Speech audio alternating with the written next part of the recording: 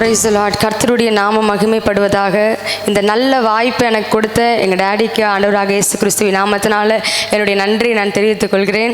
அது மட்டும் இல்லாமல் என்னை நீ பண்ணலாம், நீ நல்லா பிரசங்கம் பண்ணுவேன், ஒன்னாலையும் முடியும், இந்த வாய்ப்பை நீ யூஸ் பண்ணிக்கோன்னு சொல்லி என்னை மோட்டிவேட் பண்ணி இங்கே நிப்பாட்டி வைத்திருக்கிற என்னுடைய தாய், என் மம்மிக்கும் என்னுடைய ஆண்டவராக இயேசு கிறிஸ்துவின் நாமத்தினால என்னுடைய நன்றி நான் தெரிவித்துக் கொள்கிறேன். சபையார் யாவருக்கும் ஆண்டவராக இயேசு கிறிஸ்துவின் நாமத்தினால என்னுடைய ஸ்தோத்திரங்களை நான் தெரிவித்துக் கொள்கிறேன். இப்பொழுதும் கூட நம் சிறிது நேரம் மாத்திரம் நம்ம ஆண்டுடைய வார்த்தையை நாம் கேட்கலாம். இது பெந்தேகோஸ்தே ஞாயிறு. பெந்தேகோஸ்தே அப்படின்றதுக்கான டெஃபினேஷனை கொஞ்சம் நேரத்துக்கு முன்னாடி வர்ஷிப் டைமில் பாஸ்டர் சொன்னாங்க. எல்லாருக்குமே புரிஞ்சிருக்கும்னு நினைக்கிறேன். என்ன பெந்தேகோஸ்தேனா என்ன, பெந்தேகோஸ்தின் அனுபவம்னா என்ன அப்படின்றது எல்லாருக்கும் புரிஞ்சிருக்கும்னு நினைக்கிறேன். ஓகே, இந்த சின்ன வயசுலையும் கர்த்தர் என் மேலே கொடுத்த அந்த பெரிய அபிஷேகத்துக்காக நான் ஆண்டவரையும் ஸ்தோத்திரிக்கிறேன். ஆமென். இப்பொழுதும் கூட நம்ம வாசிக்க போகிறோம். அப்போஸ்தலர் எழுதின நிருபம் 2வது அதிகாரம் 1 முதல் 4 வசனங்கள் வாசிக்கலாமா? எல்லாரும் எடுத்துக்கொள்ளலாம்.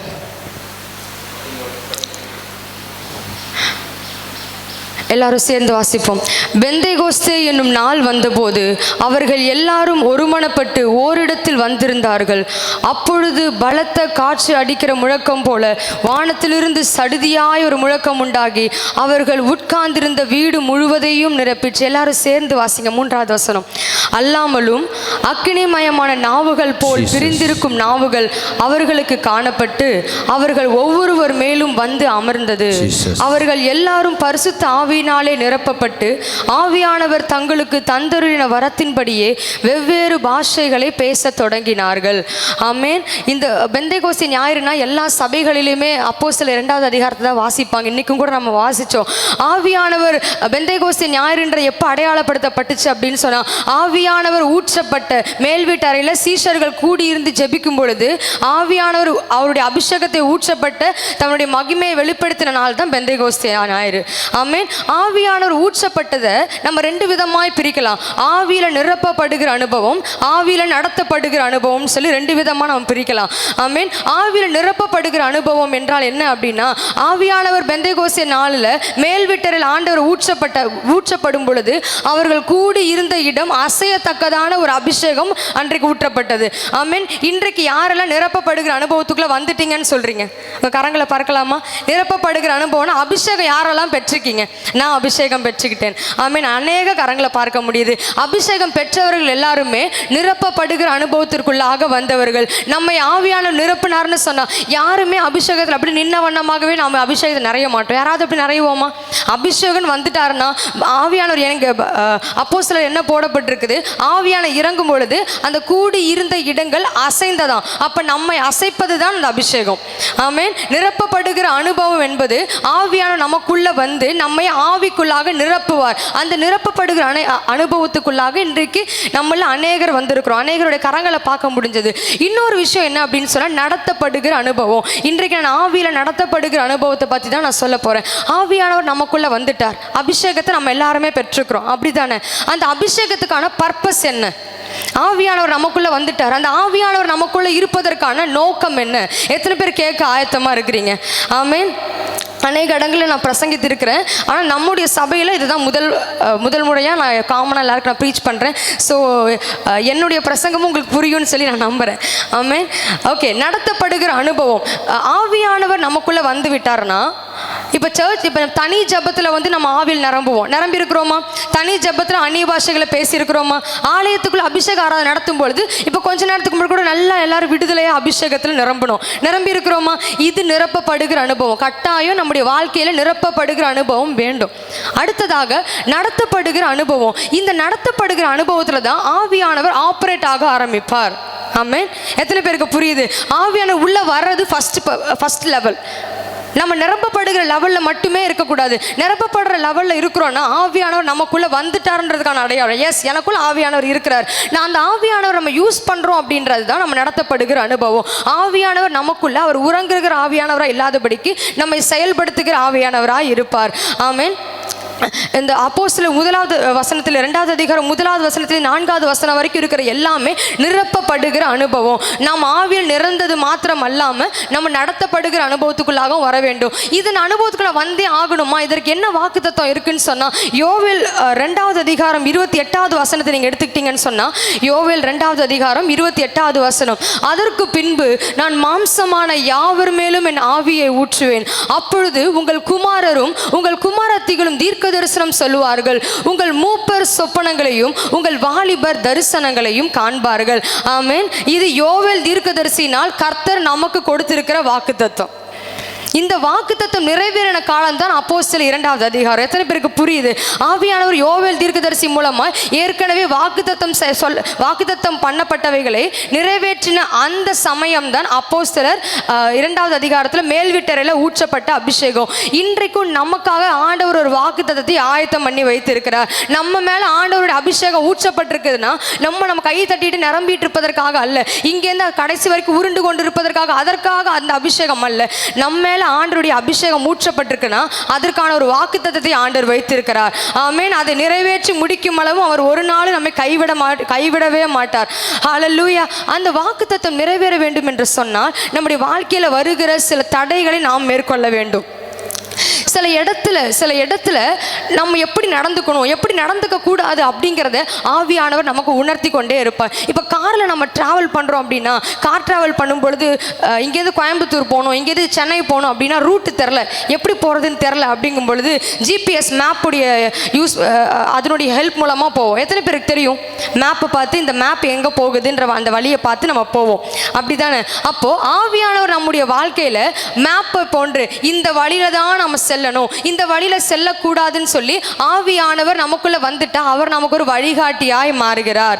ஆமென். ஆவியானுடைய தன்மைகளை தான் இன்னைக்கு நான் உங்களுக்கு சொல்லி கொடுத்துட்டு இருக்கிறேன். சரிங்களா? இப்போ ஆவியானவர் நம்முடைய வாழ்க்கையில வர்றாருன்னு சொன்னா அவர் நம்முடைய வாழ்க்கையின் வழிகாட்டி. நம்ம கரெக்டா இப்பதான் போகணும், இப்போ நீங்க லெஃப்ட் எடுக்கணும்னு இத்தனை மீட்டர்ல ஒரு ரைட் வருது அப்படின்னு சொல்லி நமக்கு டைரக்ஷன் பண்ணுகிறவர் தான் ஆவியானவர். அதே மேப்ல நம்ம ராங் ரூட் எடுத்தா என்ன பண்ணும்? அதே ஜிபிஎஸ் மேப்பில் நம்ம அது சொல்கிற ரூட் இல்லாமல் நம்ம வேறு ஒரு ரூட் எடுத்தோம்னா அது ஒரு அலாரம் சவுண்டு காட்டும். நீங்கள் போயிட்டுருக்கிறது ராங் ரூட், நீங்கள் தப்பாக போயிட்டுருக்கிறீங்க, நீங்கள் இப்போ யூ டர்ன் போடுங்கன்னு சொல்லி. அதே ஆவியானவர் நமக்குள்ளே இருப்பதற்கான பர்பஸ் என்ன தெரியுமா? அவர் எச்சரிப்பின் ஆவியானவர். நம்ம சில வேலைகளில் நம்முடைய வாழ்க்கையில் சில தவறான பாதைக்கு நம்ம எல்லாரும் மனிதர்கள் தானே, எல்லாரும் கண்டிப்பாக இடருவோம். இங்கே யாருமே பர்ஃபெக்ட் அப்படின்னு சொல்கிறதுக்கு யாருமே இல்லை. எல்லாருடைய வாழ்க்கையில் பாவம் கண்டிப்பாக வரும். எல்லாருடைய வாழ்க்கையிலையும் நம்ம சிந்தை திசை திருப்புகிற மாதிரியான சூழ்நிலை, நம்முடைய ஆவியை டிஸ்டர்ப் பண்ணுகிற மாதிரி சூழ்நிலை கட்டாயம் வரும். வந்ததே இல்லை யாருக்காச்சும்? எல்லாருக்குமே வந்திருக்கு. இப்படிப்பட்ட சூழ்நிலையிலேருந்து நான் எப்படி தப்பிக்கிறதுனா, இதுக்கு ஒரு மந்திரம்லாம் கிடையாது. ஆவியானவர் நமக்குள்ளே இருந்துட்டாருன்னா இந்த ரூட் தான்ப்பா கரெக்டு, இந்த ரூட் தான் தப்பு, இந்த ரூட்டில் நீ போகக்கூடாதுன்னு சொல்லி அவர் ஒரு வார்னிங் சவுண்டாக இருப்பார், ஒரு எச்சரிப்பின் சத்தமாக ஆவியானவர் நம்முடைய வாழ்க்கையில் செயல்படுவார். எத்தனை பேருக்கு புரியுது? எத்தனை பேர் இப்படிப்பட்ட சத்தத்தை கேட்டிருக்கிறீங்க வாழ்க்கையில்? அப்படி கேட்டிருக்கீங்க அப்படின்னா நீங்கள் ஆவியானவரால் நடத்தப்படுகிற அனுபவத்துக்குள்ளாய் வந்திருக்கிறீங்கன்னு சொல்லி அர்த்தம். ஆமென். நம்ம தப்பு தான் பண்ணுறோன்னு தெரிஞ்சோ அல்லது தெரியாமையோ ஒரு பாவத்துக்கு நேராக நம்ம ஓடிக்கொண்டிருப்போம், சில மீறுதலுக்கு நேராக நம்ம போய்கொண்டிருப்போம். அந்த இடங்களில் புரியுதுங்களா? அந்த இடங்களில் ஆவியானுடைய எச்சரிப்பின் சத்தம், மகனே நீ பண்ணுறது தப்பு, இந்த ரூட்டில் நீ போகாது, இது எனக்கு பிரியம் இல்லாத காரியம் அப்படின்னு சொல்லி ஆவியானவர் நமக்குள்ளே இருந்தால் அவர் ஒரு எச்சரிப்பின் சத்தமாக நம்முடைய வாழ்க்கையில் இருப்பார்.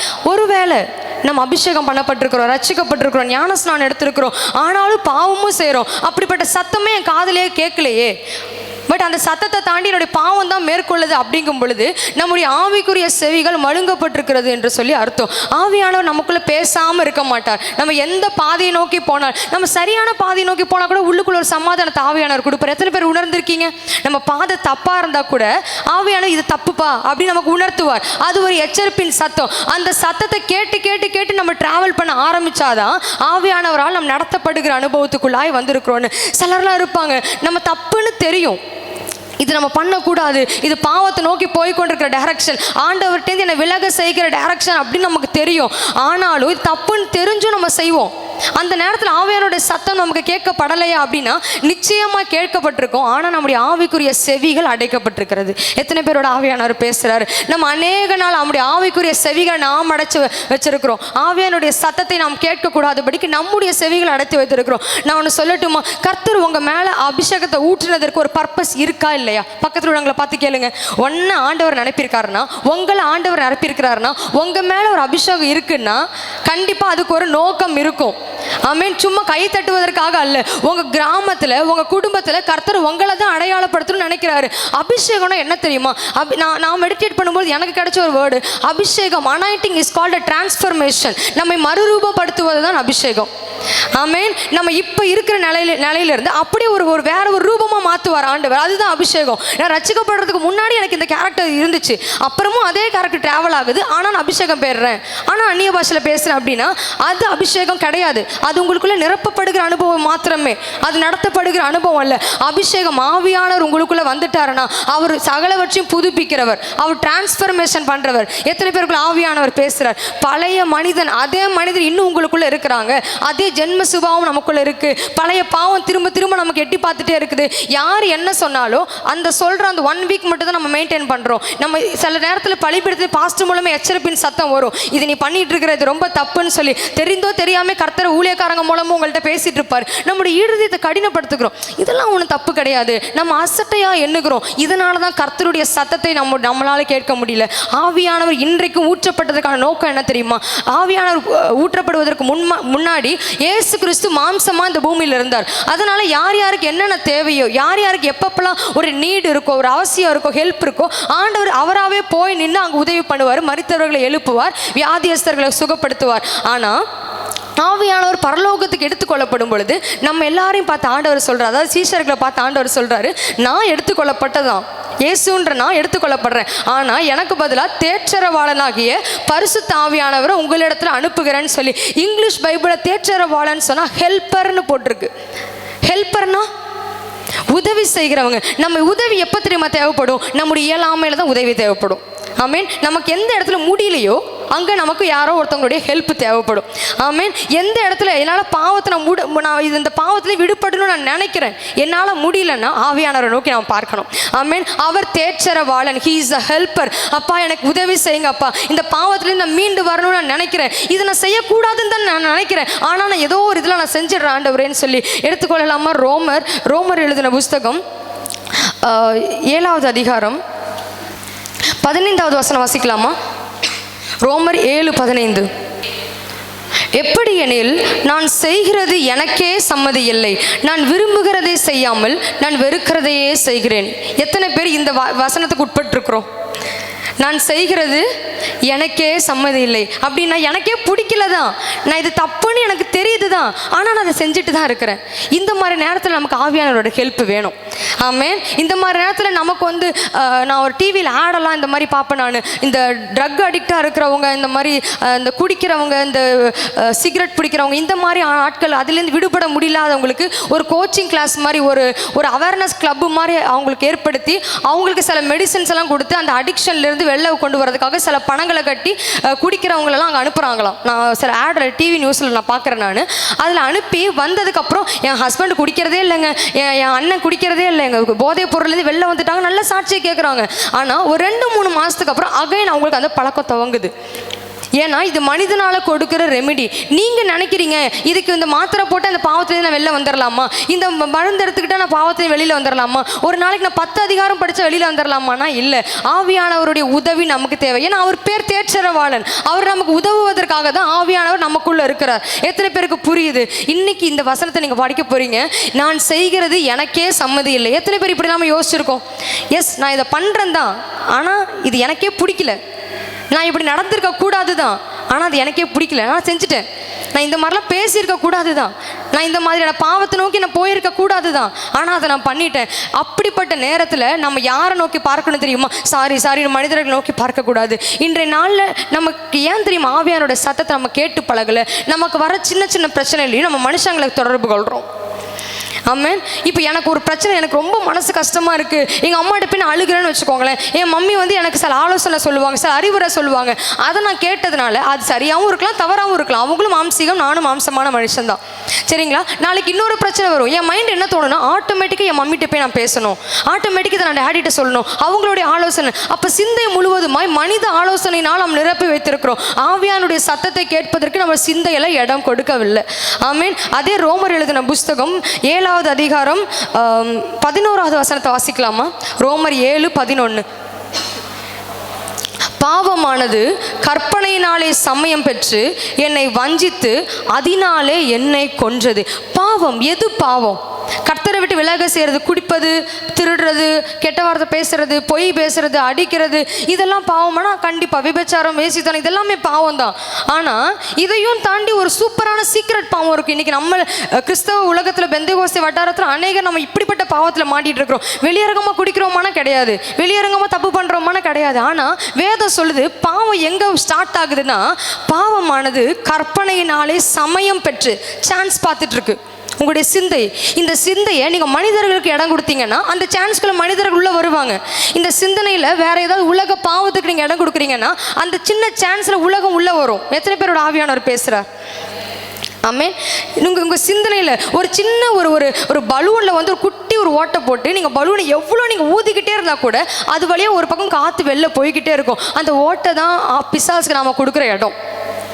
நம்ம ஒரு நாளைக்கு நம்ம ஜெபிக்கலாம், ஜீவக்குழு நடத்துறதுனால ஞாபகம் வைங்க, சிந்தையில் பாவம் செய்கிறவங்கள யாராலையும் கண்டுபிடிக்க முடியாது. இவங்க சிந்தையில் பாவம் செஞ்சுட்டு இருக்கிறாங்க. அவங்க ஜெபம் பண்ணுவாங்க, பிரசங்கம் பண்ணுவாங்க, ஊழியம் செய்வாங்க, நல்லா அந்நிய பாஷை பேசுவாங்க, ஆவியல் நிரம்புவாங்க.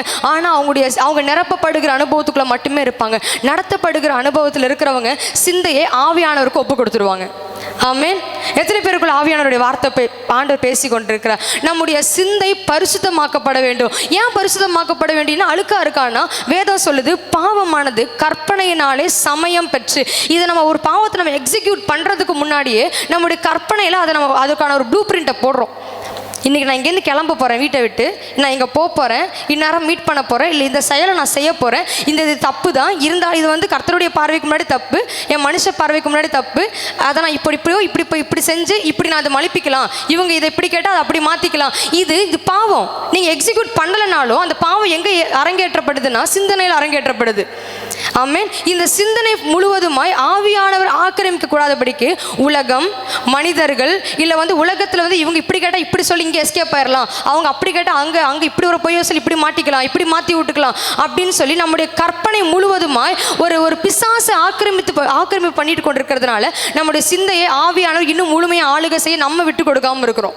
இந்த பெந்தேகோஸ்தே ஞாயிறில் நல்லா கை தட்டுறது நல்லது தான், நல்ல ஆவியில் நிரப்பப்படுறது நல்லது தான். எத்தனை பேருக்கு நான் சொல்கிறது புரியுது? மேலே டீனேஜ் கிளாஸ்லாம் நாங்கள் இப்படி தான் நடத்துவோம். ஃபுல்லாக கதை, டான்ஸு, ஜாலி பண்ணுறது அந்த மாதிரிலாம் நாங்கள் நடத்தவே மாட்டோம். அதனால தான் உங்கள் வீட்டில் இருக்கிற வாலிப பிள்ளைகள் ஆவிக்குரிய வாழ்க்கையில் வளர்ந்துட்டே இருக்காங்க. எத்தனை பேரண்ட்ஸ் ஒத்துக்கிறீங்க? எங்கள் வீட்டில் இருக்கிற வாலிப பிள்ளைகளை நல்ல ஆவிக்குரிய எங்களை விட ஜெபிக்கிறாங்க எங்கள் பிள்ளைங்க. எத்தனை பேரால் சொல்ல முடியும்? எங்கள் பிள்ளைங்க எங்களை விட ஜெபிக்கிறாங்க, எங்களை விட அபிஷேகத்தில் நிரம்புறாங்கன்னு. பிள்ளைகளுக்கு இப்படிப்பட்ட வார்த்தைகள் நாங்கள் போதிக்கிறோம். நம்ம சிந்தை வாலிப வயசுன்னு கிடையாது, பெரியவங்களுக்கும் பாவம் சிந்தனையில் இப்போதைக்கு இடம் பிடிக்குது. சரிங்களா? நம்முடைய சிந்தனையில் பிசாசு ஆக்கிரமிப்பு பண்ணக்கூடாதபடிக்கு நம்முடைய சிந்தையை இன்றைக்கு ஆண்டவர்கிட்ட ஒப்பு கொடுக்க போகிறோம். எத்தனை பேர் ஆயத்தமாக இருக்கிறீங்க? எல்லா தலைமையில கை வச்சு சொல்லலாமா? ஆண்டவரே, இன்றைக்கு இந்த பெந்தேகோஸ்தே ஞாயிறப்ப என்னுடைய சிந்தையை உங்களிடத்துல நான் ஒப்பு கொடுக்குறாப்பா. என்னுடைய சிந்தையை டிஸ்டர்ப் பண்ணுங்க, அறிக்கை பண்ணுங்க. என்னுடைய சிந்தையை டிஸ்டர்ப் பண்ணுகிற, அவ்வப்போது என்னை பாவத்தை தூண்டுகிற, இந்த பாவத்தை செய்ய சொல்ல சிந்தையை அப்பப்போ மைண்டை டைவர்ட் பண்ணுகிற எல்லா பிசாசின் தந்திரங்களை இயேசு கிறிஸ்துவின் நாமத்தினால இப்பொழுது எங்களை முந்தி கட்டுகிற ஆண்டவரே, நீங்க ஆளுகை செய்யுங்கப்பா. எங்க சிந்தையை நீங்க ஆளுகை செய்வீராக. ஆமென். இந்த கடைசி நாட்கள்ல சிந்தை நமக்கு ரொம்ப முக்கியம். நம்மளோட ஆவி ரொம்ப தெளிவா இருக்க வேண்டும். 1 கொரிந்தியர் 2வது அதிகாரம் 15வது வசனத்தை எடுத்துக்கொள்ளலாமா? 1 கொரிந்தியர் 2வது அதிகாரம் 15வது வசனம். ஆவிக்குரியவன் எல்லாவற்றையும் ஆராய்ந்து நிதானிக்கிறான். ஆமென். ஆவிக்குரியவன் எல்லாவற்றையும் ஆராய்ந்துனா ரிசர்ச், நிதானிக்கிறதுனா ஒரு அனலைஸ். நம்ம வாழ்க்கையில் பிரச்சனைன்னு சொல்லுவோம். கண்டிப்பாக எல்லார் வாழ்க்கையிலும் பிரச்சனை இருக்கும். பிரச்சனை இல்லாதவங்க கையை தூக்கவே முடியாது. யார்கிட்ட சின்ன குழந்தையிலேருந்து சின்ன குழந்தைக்கு அதுக்கேற்ற மாதிரி ஒரு பிரச்சனை இருக்கும், பெரியவங்களுக்கு அவங்களுக்கு ஏற்ற மாதிரி ஒரு பிரச்சனை இருக்கும். ஆனால் எந்த இடத்துல என்னுடைய குடும்பத்தில் பிரச்சனை வருது அதுதான் அனலைஸ். எந்த இடத்துல என்னுடைய வேலை ஸ்தலங்களில் பிரச்சனை வருது, எந்த இடத்துல நான் விழுந்துட்டு இருக்கேன், நான் நல்லா தான் முயற்சி பண்ணுறேன் ஆனால் எங்கேயோ நான் கீழே அப்படியே இறங்குறேனே, எல்லாம் நான் ஜெபிக்கிறேன், நான் நல்லா பைபிள் வாசிக்கிறேன், ஏதோ ஒரு இடத்துல நான் கால் வைக்கும்போது நான் சறுக்கிறேன். எந்த இடத்துல என் குடும்பத்தில் பிரச்சனை, எந்த இடத்துல என்னோடய ஃபேமிலியோட சமாதானம் கெட்டு போகுது, எந்த இடத்துல என்னோட ஊழியம் வளராமல் இருக்குது. இதுதான் ஒரு ஆவியானவர் உங்களுக்குள்ளே இருந்தார்னா எனக்கு என்ன நம்ம சுத்த மாட்டோம். யாரோ சர்ச்சுக்கு வராங்க, யாரோ ஆராதனை பண்ணுறாங்க, யாரோ செய்தி கொடுக்குறாங்க, என் வீட்டுக்காரங்க அவங்க அப்படி தாங்க கத்துவாங்க, என் பொண்டாட்டி அவள் அப்படி தான் பேசுவாள், என் பிள்ளைங்க அவங்க இப்படி தான் இருப்பாங்க, எல்லாத்தையும் எனக்கு என்னன்னு இருக்க மாட்டோம். ஒரு ஆவிக்குரியவங்க உள்ளுக்குள்ள ஆவியால் நடத்தப்படுகிற அனுபவத்துக்குள்ள நடத்தப்படுறதுக்காக இதெல்லாம் சொல்லிட்டு இருக்கிறேன். உங்களுக்குள்ள ஆவியானவர் இருக்கிறாரு, நீங்கள் நடத்தப்படுகிற அனுபவத்துக்குள்ளாய் நீங்கள் வர்றீங்கன்னு சொன்னால் ஆவிக்குரியவன் எல்லாவற்றையும் ஆராய்ந்து நிதானிக்கிறான், செல்ஃப் அனலைஸ் பண்ணுவான் ஆவிக்குரியவன். ஆமேன். எத்தனை பேர் செல்ஃப் அனலைஸ் பண்ணுவதற்கு ஆயத்தமாக இருக்கிறீங்க? நம்முடைய வாழ்க்கையில் சில சறுக்கல்கள் வரும், நம்முடைய வாழ்க்கையில் சில பிரச்சனைகள் வரும், கண்டிப்பாக குடும்பத்தில் மனஸ்தாபங்கள் வரும், வேலை ஸ்தலங்களில் நமக்கு பிடிக்காத சில விஷயங்கள்லாம் நடக்கும். ஆனால் நமக்குள்ள ஆவியானவர் இருக்காருன்னு சொன்னால் அவர் என்ன பண்ணுவார் தெரியுமா? நமக்கு உணர்த்துவார். இங்கே எங்கே நீ தப்பு பண்ணுற, இந்த இடத்துல தான் உன்னோட லைஃப்பில் மிஸ்டேக்கு, இதை மட்டும் நீ கரெக்ட் பண்ண உன் குடும்பத்தில் சமாதானம், இதை மட்டும் நீ பண்ணிடு உன் வேலை ஸ்தலங்களில் ஒரு சூப்பர், இதை மட்டும் நீ கரெக்ட் பண்ண படிப்பில் ஒரு செழிப்பு ஆண்டவர் உண்டு பண்ணுவான்னு சொல்லி. ஆனால் இன்றைக்கு நம்ம அதுக்கு ஆண்டவர்கிட்ட நம்ம விட்டு கொடுக்காமல் இருக்கிறோம். எதனால் தெரியுமா? நம்ம சிந்தை எங்கே லாக் ஆகிருக்குன்னா, இதுக்கு என் குடும்பத்தில் இப்படியே இருக்குது, நான் என்ன பண்ணட்டும், ஒரு மனுஷன்கிட்ட ஆலோசனை கேட்குறோம். என் வீட்டில் இப்படியே ஒரு பிரச்சனை இருக்குது, என்ன பண்ணுறது, டிவியில் யாராவது பேசினா அங்கே ஆலோசனை கேட்குறோம், சர்ச்சுக்கு வந்தால் இங்கே ஆலோசனை கேட்குறோம். இது எல்லாவற்றையும் தாண்டி நமக்குள்ள ஆவியானவர்னு ஒருத்தர் இருக்கிறார். He is a helper. அவர் தேற்றரவாளன், நமக்கு உதவுவதற்காக தான் அவர் நம்முடைய இருதயத்தில் இருக்கிறார். எத்தனை பேர் சொல்றீங்க நான் ஆவிக்குரியவன்? ஆமென். எத்தனை பேர் சொல்ல முடியும் நான் ஆவிக்குரியவன்? நான் டீனேஜ் கேம்பில் பிள்ளைங்கள்ட்ட சொல்லியிருந்தேன், நீங்கள் சாதாரண மனுஷி அல்ல, தேவ மனுஷி. நீங்கள் சாதாரண மனுஷன் அல்ல, தேவ மனுஷன். we are not a man of God, you are not a man, you are a man of God. you are not a woman, you are a woman of God அப்படின்னு சொல்லி நான் பிரசங்கம் பண்ணேன். நம்ம சாதாரண மனுஷங்களா இருக்கும் பொழுது நம்முடைய சிந்தை இன்னொரு மனுஷனை தேடும். நம்ம சாதாரண மனுஷங்களாக இருக்கும் பொழுது இவங்க எங்கிட்ட பேசலைன்னா அப்படியே மைண்டே வெடிச்சிடும். நம்ம சாதாரண மனுஷங்கள், அதாவது ஆவியில் நிரப்பப்படுற அனுபவத்தை மட்டுமே வைத்துக்கொண்டு வாழ்பவர்களுக்கு இவங்க பேசலைன்னா கோவம், இவங்க எங்கள் வீட்டுக்கு வரலைன்னா கோவம், நான் சொன்னது இவங்க செய்யலைன்னா கோவம், எல்லாத்துக்குள்ளேயும் ஒரு மாம்சீகம் வெளிப்பட்டு கொண்டே இருக்கும். அவர்கள் நிரப்பப்படுகிற அனுபவத்தில் மாத்திரமே நின்று கொண்டிருக்கிறவர்கள். நடத்தப்படுகிற அனுபவத்திற்கு வந்துட்டோம்னா யார் பேசினா எனக்கு என்ன, யார் என்கிட்ட பழகினா எனக்கு என்ன, எனக்கு ஆவியானவர் இருக்கிறார். ஆவிக்குரியவன் எல்லாவற்றையும் ஆராய்ந்து நிதானிக்கிறவன். ஹல்லேலூயா. அடுத்த லைன் பாருங்க, ஆனாலும் அவன் மற்றொருவனாலும் ஆராய்ந்து நிதானிக்கப்படான். நீங்க பர்ஃபெக்டான உண்மையாலுமே ஆவியானுடைய பாதையில தான் நீங்க நடக்கிறீங்கன்னா யாரும் உங்களை விரல் நீட்டு குற்றப்படுத்த முடியாது. எத்தனை பேர் ஒத்துக்கிறீங்க? ஆவியானவர் காட்டுற அந்த பாதையில் தான் நான் நடந்துட்டு இருக்கிறேன், நான் ஆவியில் நடத்தப்படுகிற அனுபவத்துக்கு நான் வந்துட்டேன் அப்படின்னா ஒருத்தர் உங்களை பார்த்து பின் பாயிண்ட் பண்ண முடியாது. இவங்க ஒரு பாவி, இவங்களை இந்த மாதிரியான கேரக்டர் உள்ளவங்க, இவங்க வாழ்க்கையில் இப்படிப்பட்ட பிரச்சனைன்னு சொல்லி.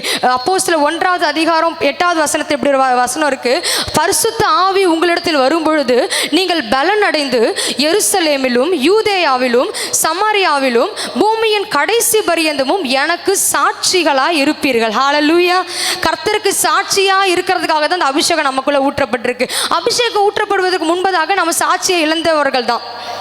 ஆமென். பிஃபோர் அனாயிண்டிங், ஆவியானுடைய அபிஷேகம் நம்முடைய வாழ்க்கைக்கு வரதுக்கு முன்னாடி நாம் அற்பமா எண்ணப்பட்டவர்கள். அப்படியா? நம்ம ஒதுக்கப்பட்டவர்கள், நம் தாழ்மையில் இருந்தவர்கள், நம்ம எல்லாராலும் புறக்கணிக்கப்பட்டவர்கள். அதான் சொன்ன அனாயிண்டிங் இஸ் கால்ட் டிரான்ஸ்ஃபர்மேஷன்.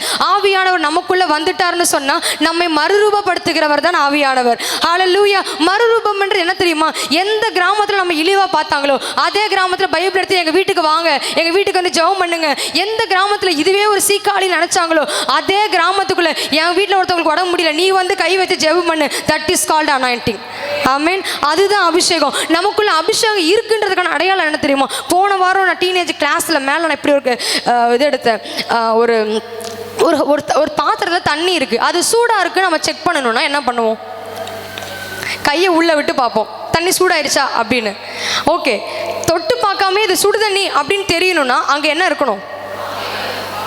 புரியுதா? நம்ம தண்ணியை தொட்டு பார்க்குற அளவுக்கு, அதாவது எந்த மனுஷனும், அதான் ஆவிக்குரியவன் மற்ற ஒருவனால் நியாயந்திருக்கப்படான் அப்படின்னா நீங்கள் தொட்டு பார்க்குற அனுபவத்தில் இருக்கக்கூடாது. யார் எப்போ வேணால் உங்கள் இமேஜை டச் பண்ணலாம், எப்போ வேணால் உங்கள் அபிஷேகத்தை டச் பண்ணலாம். உங்கள் மேலே இருக்கிற அபிஷேகம் சாதாரண அபிஷேகம் இல்லை, அது எருசலேம் முழுவதுமாய் ஊழிய செய்கிற அபிஷேகம், அது சமாரியா முழுவதுமாய் ஊழிய செய்கிற அபிஷேகம், பூமியின் கடைசி பரியந்தமும் உங்களை சாட்சியாக நிறுத்துகிற அபிஷேகம். ஆனால் நம்முடைய அபிஷேகத்தை பிசாசு டச் பண்ணுறதுக்கு நம்ம அலோவ் பண்ணுறோம். ஏன் தெரியுமா? அந்த தண்ணி நம்ம தொட்டு பார்க்குற அளவுக்கு இருக்குது. அது சூடாகணும்னா ஃப்ளேமை ஏற்றணும், அபிஷேகத்தை ஏற்றணும். ஆமென். எத்தனை பேருக்கு ஆவியானவர் பேசி கொண்டிருக்கிறார்? இன்னும் அபிஷேகத்துக்கு மட்டும் நம்ம லிமிட் வைக்கவே கூடாது. ஆவியானவர் என்னை இன்னும் நிரப்புங்கப்பா. எப்போ உலகத்தால் ஒடுக்கப்படுறோமோ இன்னும் ஆண்டவர்கிட்ட நெருங்க ஆரம்பிக்கணும். ஆமென். உலகத்தால் எப்போ நம்ம அப்படி நசுக்கப்படுறோமோ இன்னும் ஆவியானவரோட நெருங்க ஆரம்பிக்கணும். நெருங்க நெருங்க நெருங்க நம்முடைய பாடல் சோக பாட்டல்ல, என்னுடைய தலையை அவர் உயர்த்துவார், என்னுடைய தலையை அவர் எண்ணெயினால் அபிஷேகம் பண்ணுவார், என் பாத்திரம் நிரம்பி வழியும். நீங்கள் ஆவியானவரோடு நெருங்கும் பொழுது இப்படிப்பட்ட கிருபையை, இப்படிப்பட்ட ஒரு புதிய, இதுதான் அபிஷேகத்துக்கான பவர். ஆமென். நம்ம இவ்வளோ திட்டுறோம், இவ அசைய மாட்டாளே, நம்ம இவ்வளோ நெருக்கிறோம், இவங்க வாழ்க்கையில் ஒரு இது இருக்க மாட்டேங்குது, இவ்வளோ கடன் பிரச்சனை இருக்கு, இவங்க எப்படி சிரிக்கிறாங்க? அதுதான் பவர் ஆஃப் அனாயிண்டிங்.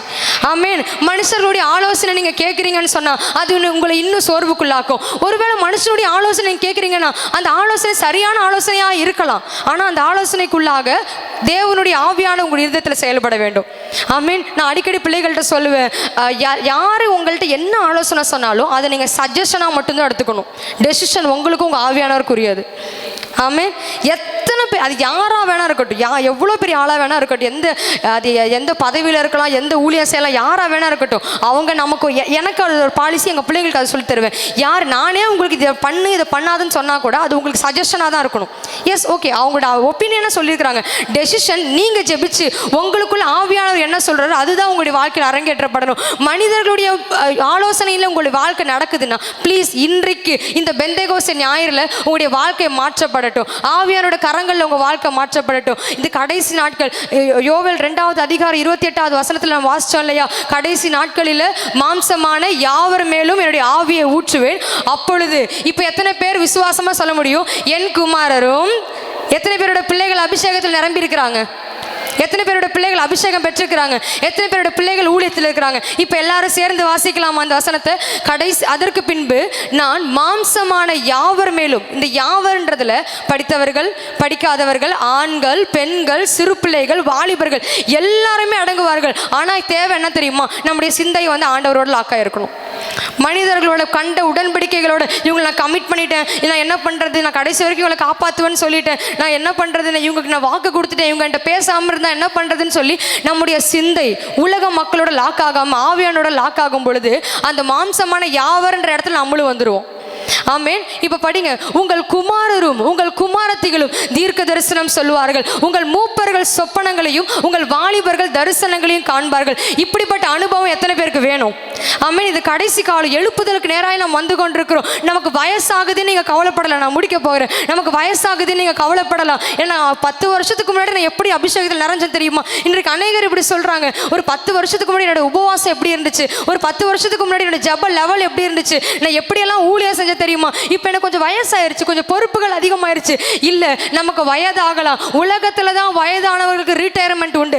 உலகத்தில் ஒரு 50 வயசுக்கு மேலே ஆயிடுச்சு ரிட்டையர்மெண்ட் உண்டு. ஆனால் நமக்கு வயசு ஆக ஆக கர்த்தர் நமக்கு காண்டாமிருகத்துக்கு ஒத்த பலனை கொடுத்து நம்ம இன்னும் பலப்படுத்தி கொண்டே இருப்பார். ஹல்லேலூயா. அப்போஸ்தலர் 1:8 பரிசுத்த ஆவியானவர் நமக்குள்ள வரும் பொழுது அவர் நம்மை பலப்படுத்துகிறவர்.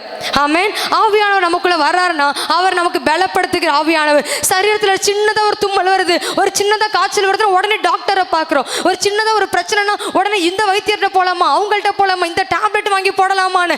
இல்லை, ஆவியானவர்கிட்ட ஒரு சின்ன ஜபம் பண்ணுங்க. கண்ண முடி, ஆவியானவர் என்னை பலப்படுத்துங்கப்பா, அப்பா என்னை பலப்படுத்துங்க. நீங்கள் கேட்கும் பொழுது ஒரு தெய்வீக சுகம் நம்ம சரீரத்தை இறங்க ஆரம்பிக்கும். ஆமென். எத்தனை பேர் தெய்வீக சுகத்தை இன்றிலேருந்து விசுவாசிக்க போறீங்க?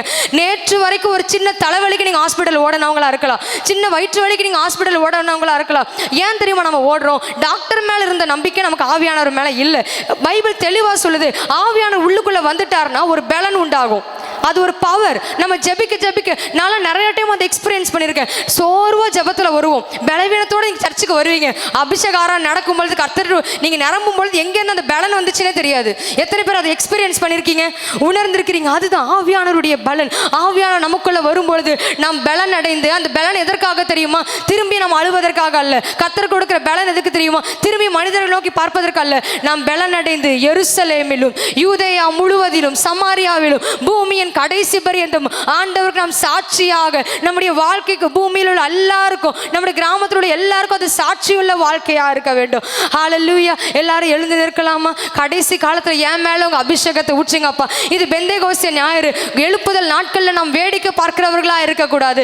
எழுப்புதல் ரொம்ப தூரம் கிடையாதுங்க, ரொம்ப சமீபத்தில் வருது. ரொம்ப லாஸ்ட் டேஸ்ல நம்ம வந்து நின்று கொண்டிருக்கிறோம். சின்ன சின்ன பிள்ளைகளெல்லாம் ஆண்டவர் பயன்படுத்த ஆரம்பிப்பாரு. நம்ம வேடிக்கை பார்க்கிறவர்களா இருக்கக்கூடாது. கர்த்தர் எழுப்புதலை பயன்படுத்தணும்னா அதுக்கு சீனியாரிட்டி தேவையில்ல. நான் இத்தனை வருஷமா சர்ச்சுக்கு வந்துட்டு இருக்கிற தகுதி தேவையில்ல. நான் நல்ல 1 மணி நேரம் ஜெபம் பண்ணுவேன் தகுதி தேவையில்ல. உள்ளுக்குள்ள இருக்கிற அக்கினி எரிந்து கொண்டே இருக்க வேண்டும். எத்தனை பேர் ஆவியானவர்கிட்ட கேட்க ரெடியா இருக்கிறீங்க? எழுப்புதல் நாட்கள் என்ன எடுத்து பயன்படுத்துங்க அப்பா. நீ சொல்லி இருக்கிறீரே, கடைசி நாட்களில் மாம்சமான யாவர் மேலும் என்னுடைய ஆவியை ஊற்றுவேன். எல்லாரும் தலை மேல கை வைத்து கேட்கலாமா? இத்தனை நாள் நீங்க நிரப்பப்படுகிற அனுபவத்தில் இருந்திருக்கலாம். இத்தனை நாள் நீங்க நிரப்பப்படுகிற அனுபவத்தில் இருந்திருக்கலாம். இன்றிலிருந்து உம்முடைய ஆவியினால நடத்தப்படுகிற அனுபவத்துக்குள்ள நான் வரணும் அப்பா. நல்ல வாயை திறந்து கேளுங்க அப்பா. நம்முடைய அனுபவத்துக்குள்ள வரணும். மனிதருடைய ஆலோசனை அல்ல ஆண்டவரே, மனிதருடைய ஆலோசனை அல்ல. என்னுடைய சிந்தையை லாக் பண்ணுகிற எல்லா பொல்லாத பிசாசின் ஆவிகள் இயேசு கிறிஸ்துவின் நாமத்தில் இப்பொழுது நாங்கள் முந்தி கட்டுகிறோம். இப்பொழுது நாங்கள் முந்தி கட்டுகிறோம் ஆண்டவரே. எத்தனை பேர் உண்மையா கேட்குறீங்க? நான் பாவம் செய்யக்கூடாதுன்னு நினைக்கிறேன், நான் இதை செய்ய மாட்டேன்னு தான் நினைக்கிறேன். ஆனாலும் எனக்குள்ள இருக்கிற சிந்தை, எனக்குள்ள இருக்கிற அந்த பாவம் எப்படியாவது இந்த பாவத்தை நோக்கி மைண்டை டைவர்ட் பண்ணுதுன்னு சொல்லி இப்போ எத்தனை பேர் கேட்க போறீங்க? இயேசுவின் நாமத்தினால என்னுடைய சிந்தையை டைவர்ட் பண்ணுகிற, என்னுடைய சிந்தையை பாவத்துக்கு நேராய் கொண்டு செல்லுகிற எல்லா பிசாசின் தந்திரங்கள், பிசாசின் கிரியைகள் இயேசு கிறிஸ்துவின் நாமத்தினால இப்பொழுதே அழிக்கப்பட்டு போவதாக, இப்பொழுதே அழிக்கப்பட்டு போவதாக. பெந்தேகோஸ்தே என்னும் நாள் வந்த பொழுது அவர்கள் கூடி இருந்த இடம் அசையத்தக்கதாக தேவனுடைய அபிஷேகம் இறங்கினது போல நம்ம மேல இருக்கிற அபிஷேகம் சாதாரண அபிஷேகம் அல்ல. நம்முடைய குடும்பத்தை அசைக்கிற அபிஷேகம், அது சாதாரண அபிஷேகம் அல்ல. நம்முடைய கிராமத்தை அசைக்கிற அபிஷேகம். உங்க மேல கர்த்தர் கொடுத்திருக்கிற வல்லமை அது சாதாரணது அல்ல. பெரிய தரிசனத்தோடு நம்ம அபிஷேகப்பட்டிருக்கிறோம், பெரிய வாக்கு தத்தத்தோடு அபிஷேகம் பண்ணப்பட்டிருக்கிறோம். இன்றைக்கும் அந்த வாக்கு தத்தம் நிறைவேற கூடாதபடிக்கு என்னை பின்னால இழுக்கிற பிசாசே, என்னை குறித்து வாக்கு தத்தம் நிறைவேற கூடாதபடிக்கு என்னை பின்னுக்கு இழுக்கிற, என்னை பாவம் செய்ய வைக்கிற, என்னுடைய சிந்தனையில கற்பனையில பாவத்தை தூண்டுகிற பிசாசே, இயேசுவின் நாமத்தினால என்னுடைய வாழ்க்கையை விட்டு, என்னுடைய சிந்தையை விட்டு வெளியேறி போ, வெளியேறி போ இயேசுவின் நாமத்தினால. நல்லா கேளுங்க. நீங்க கேட்க கேட்க அவர் உங்களுடைய சிந்தனையில தம்முடைய பரிசுத்த ஆவியினுடைய அபிஷேகத்தை அவர் ஊற்ற வல்லவராக இருக்கிறார். நல்ல 2 கரங்களை உயர்த்தி கேட்கலாமா?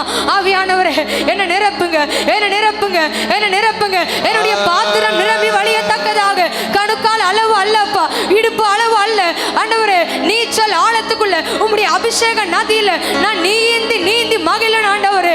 நிரம்புகிற அனுபவம் மாத்திரம் அல்ல, கையை தட்டுறது மாத்திரம் அல்ல, நிரம்புகிற அனுபவம் மாத்திரம் அல்ல, இனிமே ஆவியில நடக்கிற அனுபவம், உம்முடைய ஆலோசனை கேட்கிற அனுபவம், உம்முடைய எச்சரிப்பின் சத்தத்தை கேட்கிற அனுபவம்.